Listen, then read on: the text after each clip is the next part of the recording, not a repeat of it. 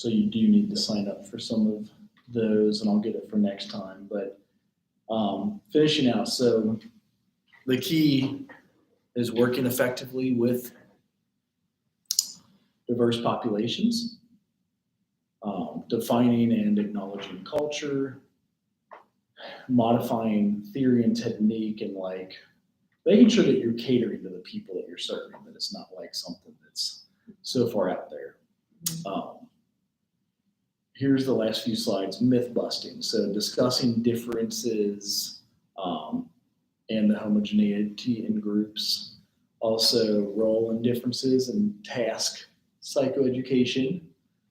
And then theory and culture. So sometimes you do have a group with like a full mix of everybody, and just like making sure that things do still run smoothly, that you're using a language that could be understood by both cultures, that could be understood by people. And then last piece is like recruiting folks and screening if they're going to the group, planning strategies. And with your leadership, you want to have self-awareness, making sure that you're meeting folks where they're at. Excuse me. We're going to have a sleep consultation come on Monday because the kids don't want us to sleep more than 2 hours a night. And you start feeling it. You're like, I drank that much coffee already this morning. So now it's water. Mm-hmm. All right, so yeah, with leadership, having the self-awareness, like knowing when the squeaky wheel needs the grease and you help out, or consulting with folks on the side if they need it, if you see that they're struggling. And last few aspects of culture. So sometimes substance use is a part of culture, and that's something like if you let a group on substance use and abuse, find out. Like I come from a German Irish Catholic background. We drink at every single event that there is known to man. So funerals, baptisms, weddings, Christmas, Thanksgiving. Some cultures don't drink. Like, do you come from a culture that includes drinks or doesn't include drinks? When you like get together, have a family gathering, does nobody drink? Everybody. Or everybody drinks, right? Christmas is always my favorite. So,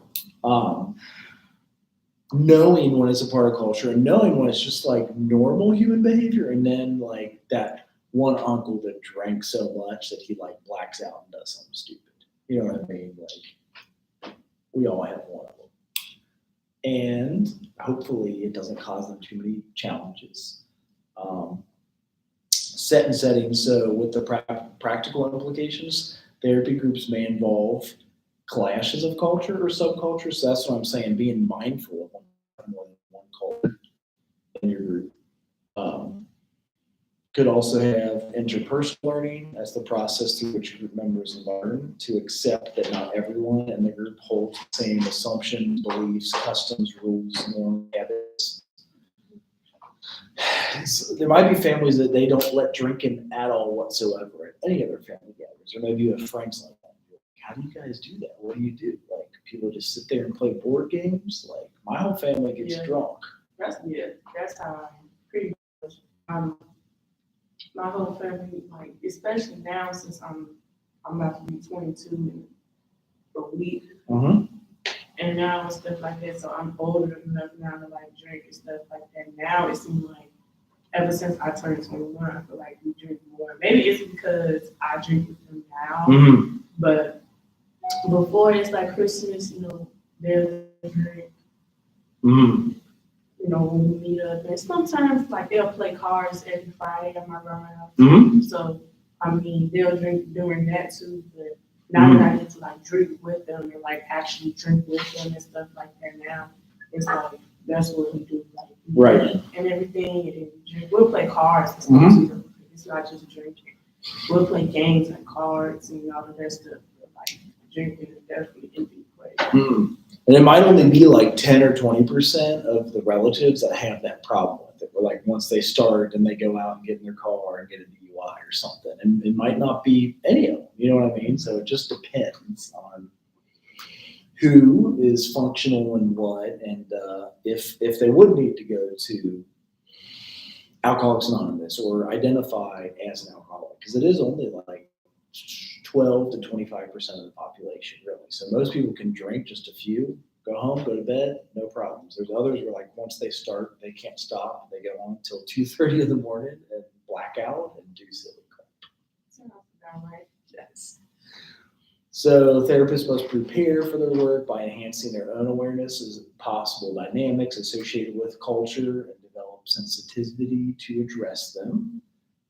And then we do that by we examine our own cultural background in terms of assumptions, beliefs, custom, rules, norms, and habits. And that's like the first step. So like as long as we can understand, acknowledge, and be okay with our culture and not be like sensitive or defensive about it, we do better as a counselor, social worker, leading groups. When I'm like sensitive about things, sometimes that can interfere with my work of serving others where I'm like too busy on trying to defend something. It's like, there's no need to defend it right now. I'm in serving folks that want to get well that might have alcoholism by leading a group.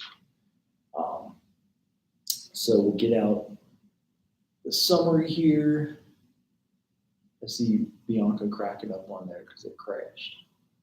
So summary, culture encompasses the values, beliefs, and behaviors shared by a group of people.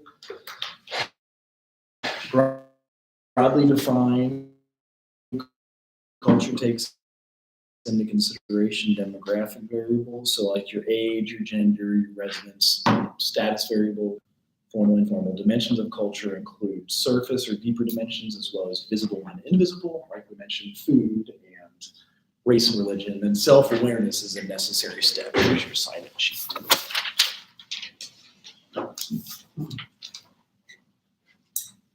So any questions? I know I wanted to get through Ethics Wednesday and then culture stuff for today. And then, let's see here. Yeah. Thank you. I don't That's really the only one. know. You don't have to sign in under that YouTube video. You're good to go. So before the computer dies, Before the computer dies. the second computer dies. And that is 90% of work when you start getting out in the field, suiting up, showing up. You can do that. You're going to go far. Sounds weird, but have you ever heard that? Like, just get there, show up, have an excuse to be like sick or late or whatever. If you do plan to take a day off, do it planfully. Because a lot of time, I mean, you probably see that with some of our teachers here. Like, some of them show up and some of them don't. Yeah. I don't know who's the biggest offender in that. Like, is it English who doesn't show up a lot? Spanish. You know, Spanish, they always show up. Because they're online mostly. Or even if they is in class, they always show up. With me, I never really had a teacher that never, like, I can't even remember a teacher That's that good. never came. Usually, like, my friend, she got, like, teachers, like, she got a 10 and 11, and it's like she never in there. Really?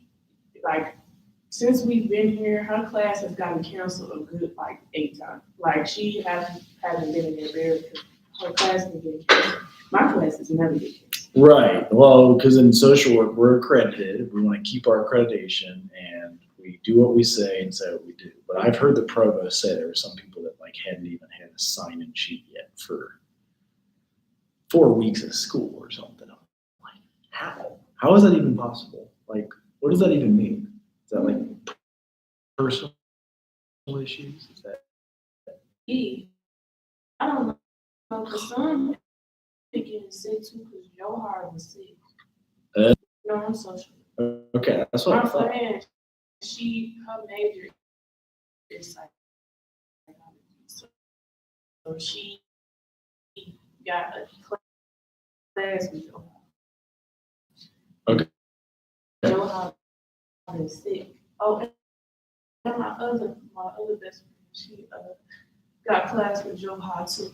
So Doesn't he send somebody to cover for him or give you online material? you just emailed and told me. Okay, good morning, everybody. Welcome. Sorry. That's weird. I'm just going to say, I know that he was our chair for a while.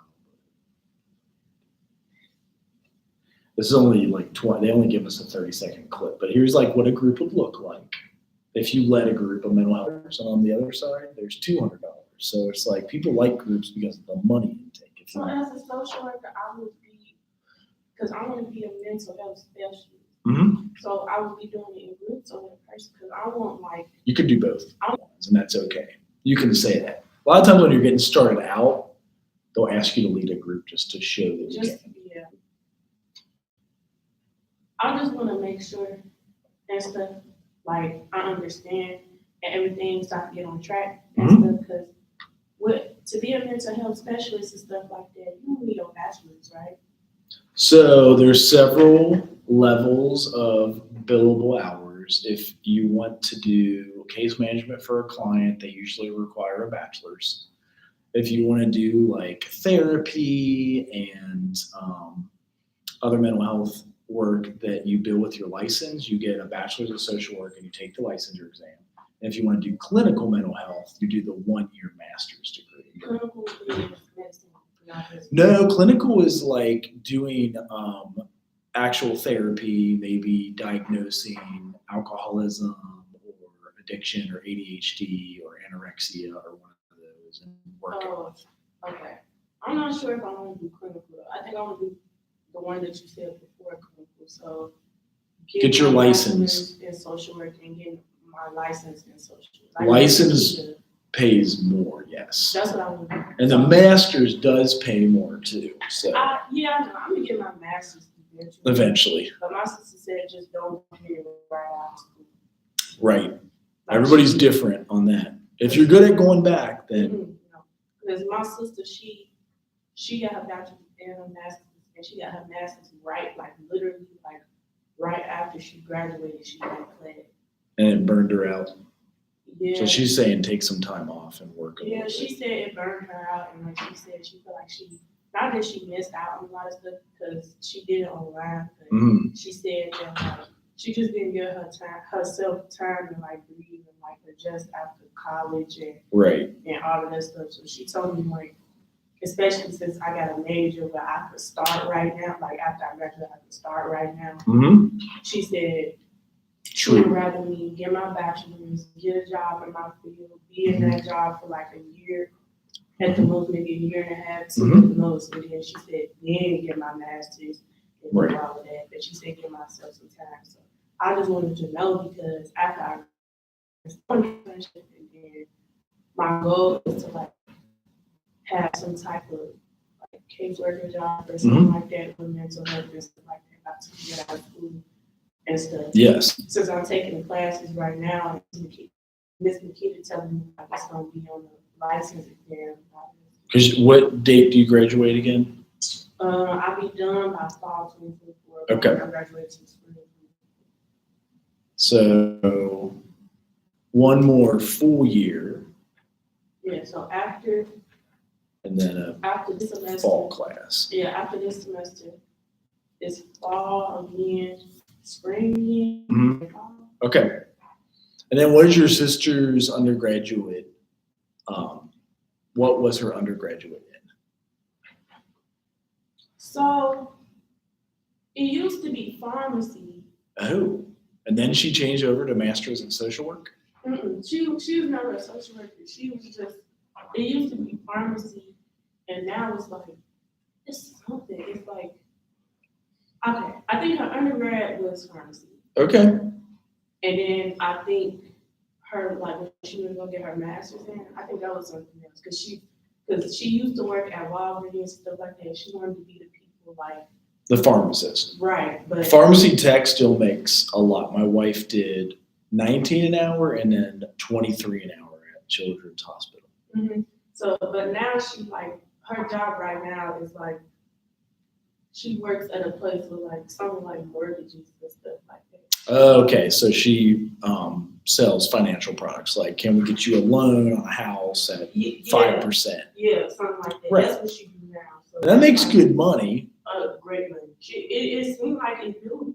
So that's why I told. That's why I think she was telling me like, Take your time and make sure take you your do what you time and want to stuff do. like that. Because I guess in her field, it's like she didn't really have a choice to get her master's right. Okay, So I guess Yes. she was telling me since you're a social worker and stuff like that, or you're about to be a social worker and you could start right after you get out of school. you right can. now. If you get your license, you can get a strong job. Well, if you do the internship, even in CPS, but I can't remember if you're interested in CPS, What's the case? Child Protective Services. I was thinking of Chicago. Oh, yeah. If you're from Chicago, that would make sense. Well, it's Cincinnati Public Schools too. Yeah, I was sorry, but no, I know some people are like, "That's all I want to do is be a CPS worker." Because that's the last thing. I don't. I'm kind of the same way, but we do have a specialized program to get you an internship in there, $5,000 sign-on bonus when you graduate, and you do 12 months at Child Protective Services, and you get to keep the 5,000 bonus and like probably 30-some thousand a year. So that's Nikita. We just started that program now, so the internships would be fall or spring. Miss Nikita know though, like she know I don't want to do that. 'Cause Right. Well, we have hundreds of internships. You can work with jail, probation, domestic violence, women, adolescent counseling. So do one that you would like. I'd rather do adolescent counseling. I don't want to do child protection services. Right. Domestic violence. Right. I mean, The high energy ones where there's maybe aggression. I could do domestic violence. It's hard work. Maybe. Addiction recovery services. If people want to quit drinking, sometimes their court order is harder. Maybe. Right. Maybe.